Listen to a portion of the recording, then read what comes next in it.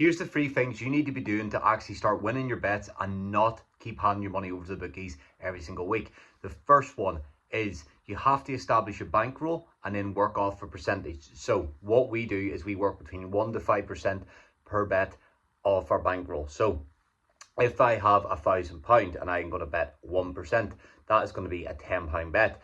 If I am really confident in information, think it's going to come up almost certainly, then I might do a 5-point bet, it's £50. Rather than just going lump job, this thing's going to win, and betting £900 on. Maybe it ends up losing, because that can happen. A horse can fall, a team gets an upset, anything can happen.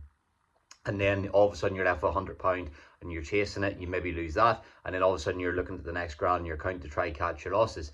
This way means even if you lose £10 or £20, doesn't matter, because if the next one comes in at say 2, 3 to 1 odds, you've made your money back, made a bit of profit, and that's it. You want to treat betting like investing, and that leads on to point number 2, is make sure you are treating this like investing. So whenever you are looking at making consistent profit like the pros do over time, you want to be looking at this as a way of compounding. Okay, so the way compound interest works is you put in, and over time it compounds and you get more and more and more. Sometimes it goes up, sometimes it goes down. We can't always be in control of that, but what we can be in control of, to come back to, is the bankroll. So you want to be investing in that 1 to 5%, making smart choices as much as you can, and accepting there's going to be ups and downs, but over time it should pay off. And number 3, to wrap this all up, is going to be, when you are deciding to back something, right, don't just back it based on the name, based on the color of the horse, based on what some person's told you. Do your research, okay? Or invest in somebody who's done the research for you and can break it down. That is what we do. So we go and we research form of teams. When it comes to football, we look at head-to-heads, we look at over-under markets, we look at absolutely everything. When it comes to horses, we look not just at the most recent form, but we look at, for example, if a horse hasn't run at Wolverhampton in maybe 10 races, but it's maybe run at different venues and it's came back to Wolverhampton and it's had a very good record there, that is an indicator, regardless of form, that that horse likes to perform at that track.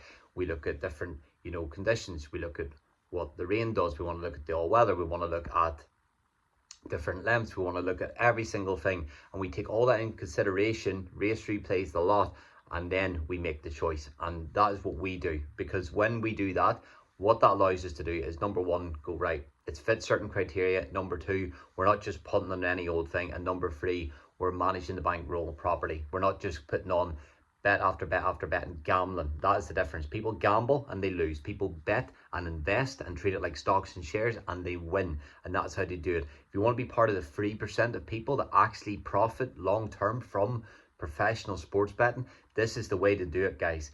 Do your research, have a bankroll, manage it. Aim to hit a few percent a week. If you hit 5% a week of profit, you're doing very, very well. We this year have done more than that. So I have the last 6 months of data of what I've done, and that has led to this year to have a lot of good consistent profits. And this is the thing, guys, that doesn't happen by accident. So the same way winners don't happen by accident, losers don't happen by accident either. Make sure you're reducing the likelihood of having losers by doing your research, not losing your entire bankroll, so you can stay in the game longer and ultimately profit long term. That can be the difference between paying for an extra holiday, getting a few extra car payments off, treating the missus something nice. But if you gamble and throw money down the drain, you're not going to be able to do those nice things. So hope this helps, guys. Let me know in the comments below any thoughts.